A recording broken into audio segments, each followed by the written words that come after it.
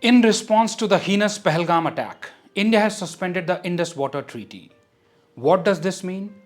What is the Indus Water Treaty? And what impact will this geopolitical move have on Pakistan? We'll discuss all these things in this video. First of all, let us understand what Indus Water Treaty is. This treaty was signed between India and Pakistan in 1960 with the mediation of the World Bank. As we can understand from its name itself, Indus Water Treaty. This treaty governs the sharing of the waters of the Indus River system. It outlines how the waters of the Indus River system will be shared between India and Pakistan. Please note here that I did not say Indus River. I said Indus River system. So we are talking about sharing the waters not just of the Indus River but of the entire Indus River system. The Indus River and its tributaries together form this river system. So the Indus Water Treaty is essentially an agreement for sharing the waters of this entire river system. The Indus River is the main river of this system. It originates near Lake Mansarovar in Tibet, flows through India and Pakistan, and finally empties into the Arabian Sea.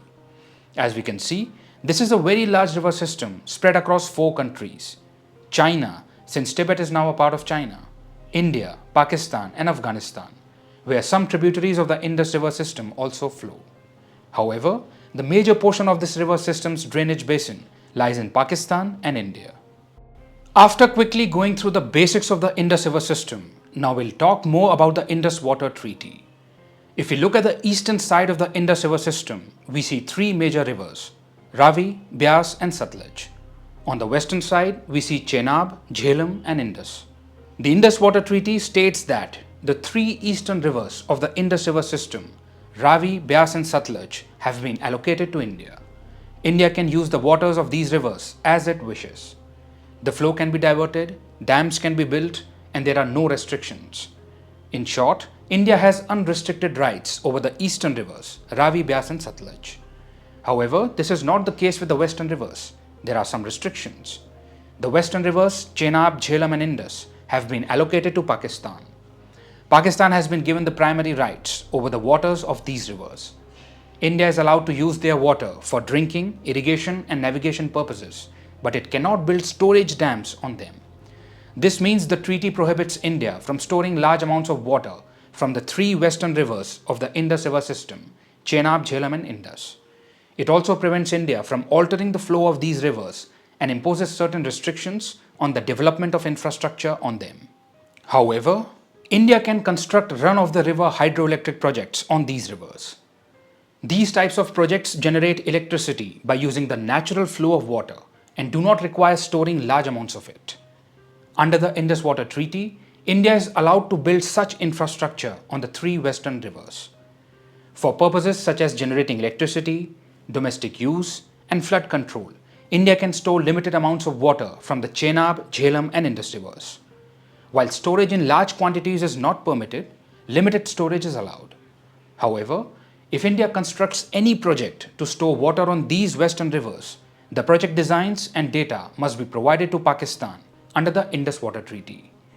This is to ensure that India is complying with the treaty's requirements and that Pakistan's water availability is not threatened by the construction activity. The treaty also provides for regular meetings and inspections to maintain transparency. Both countries are required to exchange river flow data, and if either plans any project, they must inform the other in advance. If any dispute arises, efforts will be made to resolve it through the Permanent Indus Commission, where both countries will negotiate to settle the issue. If the dispute remains unresolved, then at the request of both parties, a neutral expert appointed by the World Bank will mediate. If the issue still isn't settled, the matter will be taken to the Court of Arbitration. Broadly, these are the provisions included in the Indus Water Treaty. So we have prepared the background, understood the Indus River system, and learned the basics of the Indus Water Treaty. Now we'll discuss the impact of India's suspension of the Indus Water Treaty on Pakistan. Look, these rivers are crucial for Pakistan's water security and national interest. They are the lifeline for 240 million people in Pakistan. If there is any decrease in water flow, Pakistan's agriculture and hydropower generation will be affected.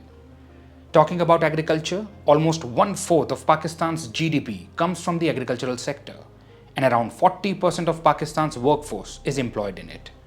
Agriculture is that important to the Pakistan economy. So if this sector is affected, Pakistan will face heavy economic losses and its food security will be threatened.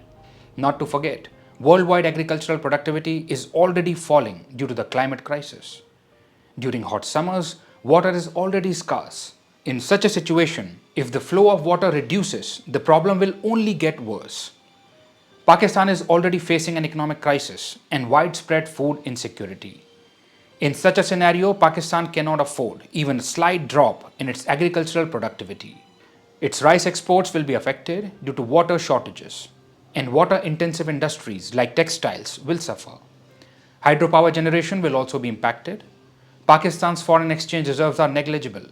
The country does not have enough money to import fossil fuels and generate electricity to compensate for the loss in hydropower.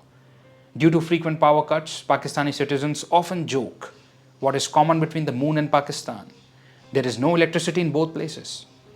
So if there is a decrease in water flow, all these problems will only get worse. After the suspension of the treaty, India will have more options to utilize the waters of the western rivers. The restrictions that the treaty imposed on India regarding the design and operation of projects on the three western rivers will now be removed. Will Pakistan dry up immediately after the suspension of the treaty? No. Currently, India does not have sufficient infrastructure to store large volumes of water or significantly restrict the flow to Pakistan. However, following the suspension, India will be able to construct large storage infrastructure on the Chenab, Jhelum and Indus rivers. Still, it will take time to build this infrastructure. The biggest immediate concern for Pakistan is that India can now stop sharing water flow data. Without access to this data, Pakistan will be unable to accurately assess water availability. This will disrupt planning. Just imagine how difficult it will be for Pakistan to decide when to release water from canals if it does not know whether the flow is high or low. Such disturbances in scheduling will cause issues of over or under irrigation, which can damage crops. This may lead to food shortages and rising prices. Without flow data, Pakistan will also struggle to optimize reservoir operations, adversely affecting hydropower generation and reducing power outputs. We have already discussed existing energy shortages. Further, the risks of flooding and drought will increase. Public unrest may also grow due to water scarcity. Overall, many problems could arise. By suspending the treaty, India can stop the visits of Pakistani officials to its projects. Currently, the Kishanganga project on the Jhelum River is operational and the Ratle project on the Chenab River is under construction. Under the treaty, Pakistan was allowed to inspect these Indian projects. But now that the treaty has been paused, India can deny such visits. By the way, for your information, both these projects in Jammu and Kashmir are run-of-the-river hydroelectric projects. They will generate electricity without obstructing the natural flow of the river. But still, Pakistan has an issue with these projects. Even so, now the treaty has been paused, its provisions are also on hold. So despite being unhappy, Pakistan will not be able to inspect these projects. Since India is an upper riparian state, this position gives us significant leverage. Pakistan, being a lower riparian state, has very limited water storage capacity. The people of Pakistan should question their leaders on why sufficient water storage infrastructure hasn't been built over so many years. When the top leadership finds time from building personal properties within the country and abroad, only then can the nation's money be used for actual development. Currently, Pakistan has a water storage capacity of only 30 days. So if the flow reduces, Pakistan will not be able to maintain a buffer for more than 30 days. In fact, not even 30 days, since silt gets deposited in the reservoirs, reducing their storage capacity. This means that, in reality, Pakistan can store less than 30 days worth of water as a buffer. Knowing all these limitations and the potential damage that could occur, Pakistan is now crying that India is waging water warfare. Pakistan has said that it will legally challenge the suspension of the treaty, arguing that there is no provision in the treaty for a unilateral exit by any one party. However, India has not terminated the treaty, it has only suspended it. If Pakistan's behavior improves in the future, the treaty can be reinstated. The treaty has not been abrogated. For now, it has merely been paused. Naturally, due to the pause in the treaty, the dispute resolution mechanisms outlined in it have also been paused. Where was the provision for approaching the Indus Commission, the neutral expert appointed by the World Bank, or the Court of Arbitration for dispute resolution? It was in the treaty itself. Now that the treaty has been suspended, all these mechanisms are suspended along with it. So Pakistan cannot do much now except raise alarm about a so-called water war and express grievances. Due to India's growing influence and global support, Pakistan will likely fail to rally international backing. Especially after this brutal terrorist attack, world leaders are showing solidarity with India. Pakistan's defense minister has publicly admitted that the country has been supporting terrorism for 30 years. Its deputy prime minister has even called the terrorists involved in the Pahalgam attack freedom fighters. With such a disturbing mindset now exposed, it will be very difficult for Pakistan to gain sympathy or support for its grievances. The possibility of obtaining legal recourse from the International Court of Justice is almost nil. China, which is itself grappling with the impact of Trump-era tariffs, would also not want to escalate tensions with India openly at this point.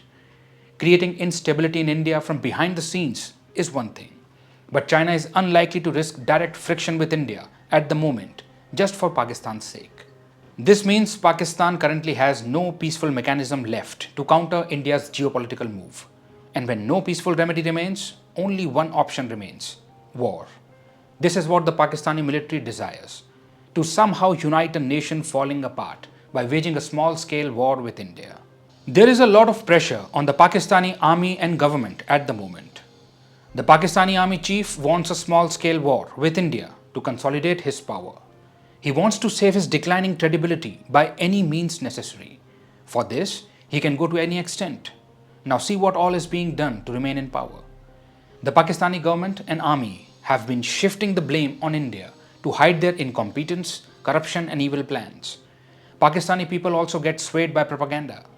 But when the food and water crisis will emerge, the propaganda of the Pakistani establishment will become ineffective. They will protest against the mismanagement. They will question the army. How is it that people here die of hunger and thirst, while top Pakistani officials and leaders flee the country after looting millions of dollars? In other countries, entrepreneurs become billionaires. The special thing about Pakistan is that here, army generals become billionaires. The declared assets of army generals reach billions during their tenure. I'm talking about declared assets. There is no count of how much remains undeclared. The Pakistani army has created a mess in its own country over so many years. Now the country is entangled in problems like high inflation, debt, and dependence on bailouts. Obviously, instead of staying in such a country, the army generals flee abroad with their billions of dollars to live a comfortable life. A section of the public in Pakistan is slowly becoming aware of this. In 2018, donations were taken from the public for building a dam. Then when the money was collected, it was said that the funds were for spreading awareness about the dam. In this way, public trust is openly breached in Pakistan for self-gain. So this trick of blaming others for one's own mistakes and corruption will not last long. The more awareness increases, the more social unrest will occur, and the lesser will be the credibility of the Pakistani government and army. The pressure on the Pakistani establishment will increase. I will repeat again. The food and water crisis will render the propaganda of the Pakistani government and army ineffective. For this reason, Pakistan is concerned about India's decision to suspend the Indus Water Treaty. The Indus Water Treaty was signed in 1960. Since then, 3 wars have taken place between India and Pakistan, and multiple times tensions have arisen along the border. For decades, Pakistan carried out cross-border terrorism in India. Yet, despite all these tensions, the treaty remained intact. In fact, it is considered the most successful water sharing agreement in the world. Until now, India has continued cooperating with Pakistan on water sharing. But after the Pahalgam attack, India felt not anymore. A country with such a toxic mindset does not deserve such generosity. For this reason, India suspended the Indus Water Treaty. Now, if Pakistan stops supporting terrorism, only then will the suspended treaty be reconsidered.